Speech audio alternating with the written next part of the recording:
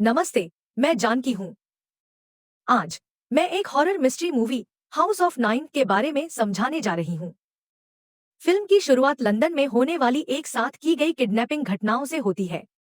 कुल 9 लोगों को, जिनमें पुरुष, महिलाएं और यहाँ तक कि एक ड्यूटी पर तैनात पुलिसकर्मी भी शामिल हैं, शहर के अलग अलग हिस्सों से अगवा कर लिया जाता है। कुछ ही देर बाद ये 9 लोग बेहोशी की हालत में एक रहस्यमय घर के अंदर पाए जाते हैं। इनमें से एक युवती, जिसका नाम लिया है, बिस्तर पर भ्रमित होकर उठती है। वह अपने बगल में एक और बिस्तर पर एक लड़के को देखती है और सतर्कता से बाहर जाकर जांच करती है। वह जल्द ही पास के एक कमरे में 2 और बेहोश पुरुषों को पाती है। उलझन में लिया मुख्य दरवाजे की ओर जाती है और उसे खोलने की कोशिश करती है, लेकिन वह नहीं खुलता। वह खिड़कियों की भी जांच करती है, लेकिन पाती है कि वे सभी ईंटों की दीवारों से बंद है। इसके बाद लिया तहखाने में किसी तरह का रास्ता ढूंढने के लिए नीचे जाती है, लेकिन वहां भी कोई रास्ता नहीं मिलता।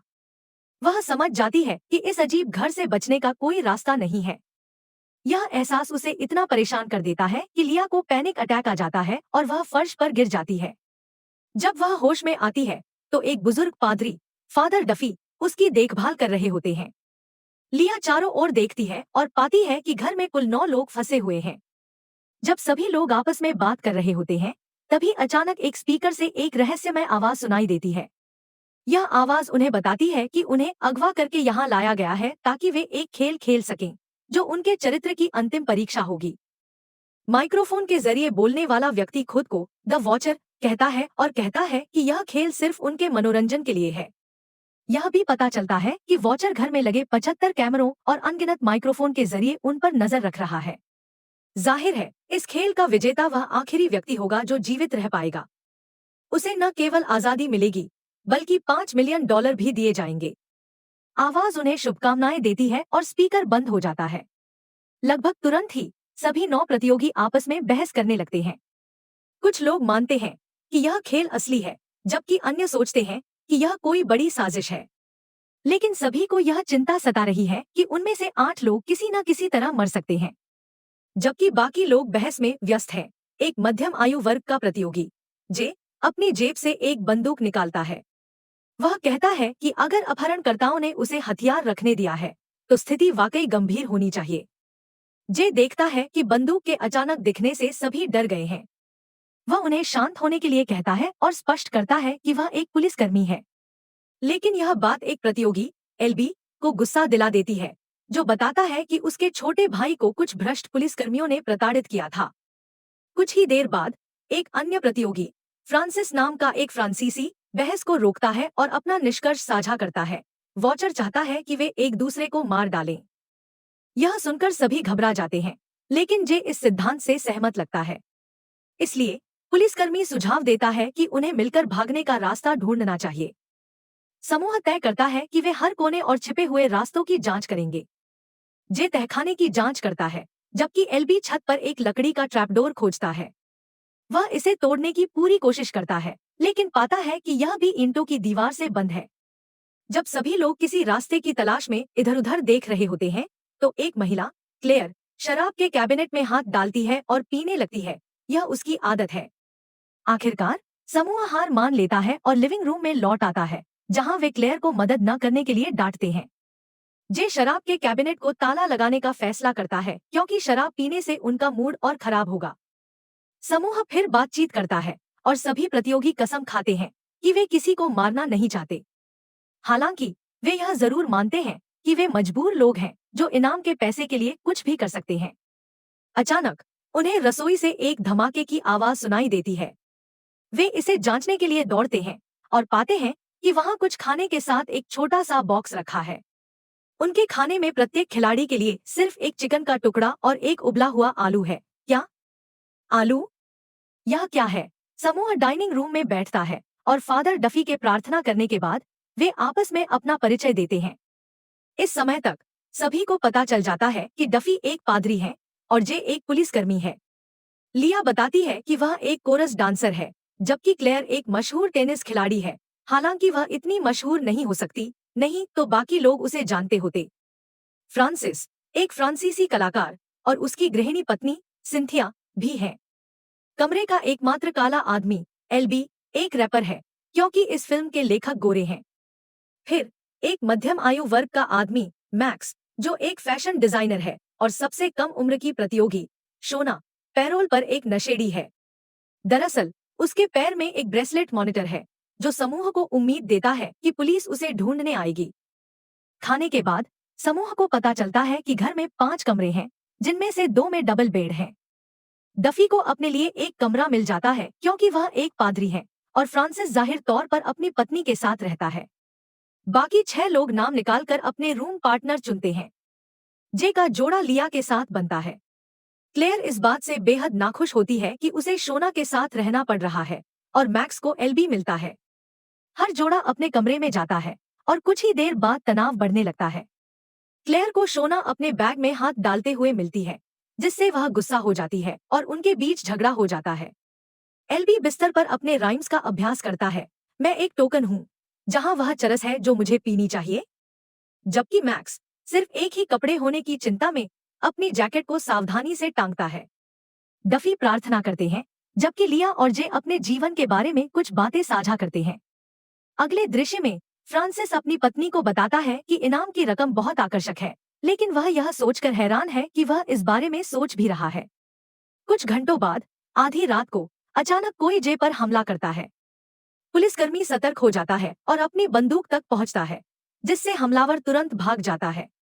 लिया भी जाग जाती है और उसकी मदद करने की कोशिश करती है, लेकिन अंधेरे के कारण वे कुछ नहीं देख पाते। इस हंगामे के कारण सभी खिलाड़ी अपने कमरों से बाहर आ जाते हैं और एक दूसरे पर उंगलियां उठाते हुए एक और बहस शुरू हो जाती है। बिना किसी मतलब के इल्जाम लग रहे हैं। अल्बी सबसे बड़ा सस्पेक्ट है क्योंकि उसने पहले जय के साथ एटीट्यूड दिखाया था। हाँ, इसी वजह से। लेकिन फादर डफी, जो एक प्रीस्ट है, सबको शांत करता है और सोने के लिए भेज देता है। सुबह होते ही सब लिविंग रूम में आते हैं और देखते हैं कि घर का टेम्परेचर तेजी से बढ़ रहा है। सब टेंशन में आ जाते हैं और फिर से लड़ाई शुरू हो जाती है। उनकी लड़ाई अचानक रुक जाती है जब बाहर से कुछ अजीब नॉइजेस आती हैं। सब सोचते हैं कि ये पुलिस होगी जो शोना के ब्रेसलेट मॉनिटर को ट्रैक कर रही है। इसलिए सब भागकर मेन डोर की तरफ जाते हैं और उसे जोर जोर से पीटने लगते हैं। लेकिन सिर्फ फ्रांसिस पीछे ही रहता है क्योंकि उसे पूरा यकीन होता है कि सब टाइम वेस्ट कर रहे हैं। जय घबराहट में गन चला देता है, लेकिन बाहर की आवाजें गायब हो जाती हैं और सब फिर से अकेले रह जाते हैं। इस हादसे के बाद सबको एहसास होता है कि अब बचने की कोई उम्मीद नहीं है। जय फ्रस्ट्रेशन में अल्कोहल कैबिनेट की छोड़ देता है और बस वह, प्रीस्ट और लिया को छोड़कर सब दारू पीने लगते हैं।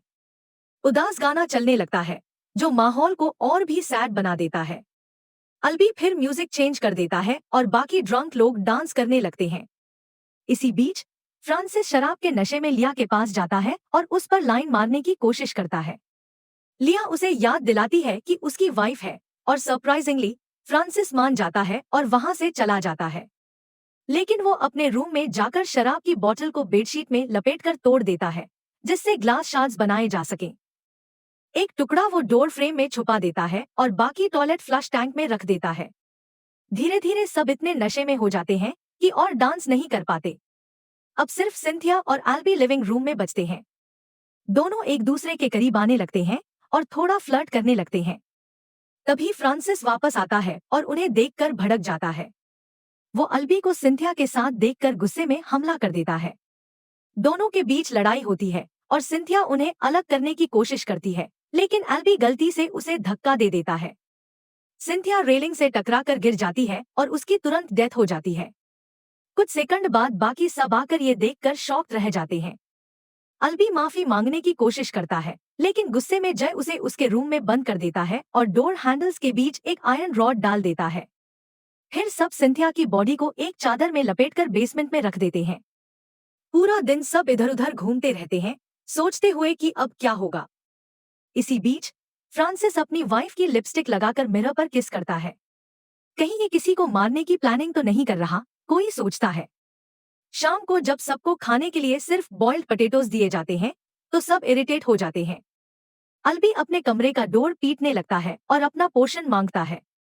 बाकी सबके दबाव डालने पर जय उसे सिर्फ एक छोटा सा टुकड़ा देता है।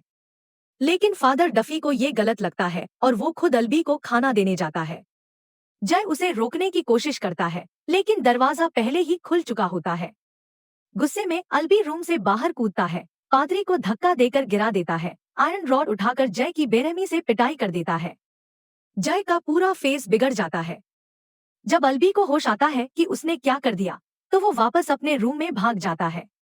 कुछ देर बाद फादर डफी वहां पहुंचता है और मरते मरते जय उसे अपनी गन दे देता है।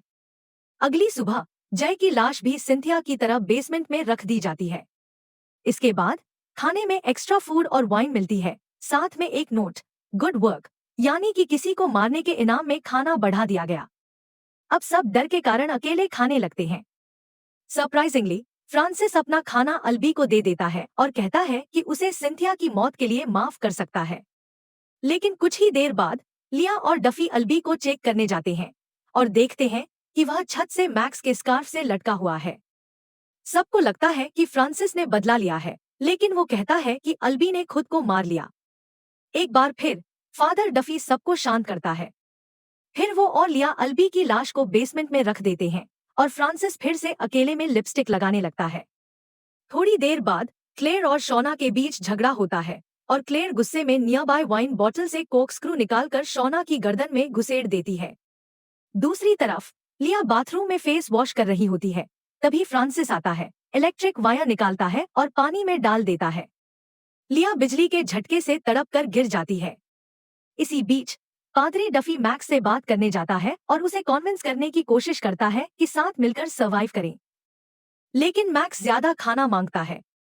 जब डफी मना करता है तो मैक्स उसका खाना छीनने की कोशिश करता है, जिससे डफी बंदूक निकाल लेता है और उसे रोकता है। जैसे ही वो कॉरिडोर से गुजरते हैं, उन्हें शोना की डेड बॉडी मिलती है। मैक्स डरकर भाग जाता है और क्लेयर कहती है कि उसने सेल्फ डिफेंस में मारा। फिर डफी उसे वहां से ले जाने की कोशिश करता है, लेकिन वो भाग जाती है। कुछ टाइम बाद फ्रांसिस डफी को मारने की कोशिश करता है, लेकिन इस बार डफी उसे गोली मार देता है। तभी लिया उठ जाती है और सब कुछ देखकर डर जाती है। वो फ्रांसिस के रूम में जाकर छिपती है, जहां उसे फ्लश टैंक में छुपाए हुए ग्लास शार्ड्स मिलते हैं। फ्रांसिस उसे पकड़ने के लिए भागता है, लेकिन लिया भागकर बालकनी की ओर चली जाती है। आखिरकार फ्रांसिस उस पर झपटता है, दोनों गिर जाते हैं और लिया के हाथ में जो ग्लास शार्ड होता है वो सीधा फ्रांसिस के सीने में घुस जाता है। दरवाजा खुल जाता है और लिया को बाहर जाने का रास्ता दिखता है। उसे एक बैग मिलता है जिसमें शायद $5 मिलियन कैश है। लेकिन जैसे ही वो आगे बढ़ती है, उसे पता चलता है कि ये सिर्फ एक नया गेम है, जहां पहले से ही कई लोग मौजूद हैं, टूटे, डरे और पूरी तरह बर्बाद। और यही फिल्म खत्म हो जाती है। इस तरह की और वीडियो के लिए सब्सक्राइब करें, नोटिफिकेशन चालू करें और चैनल की मदद करने के लिए वीडियो को लाइक करें। देखने के लिए धन्यवाद।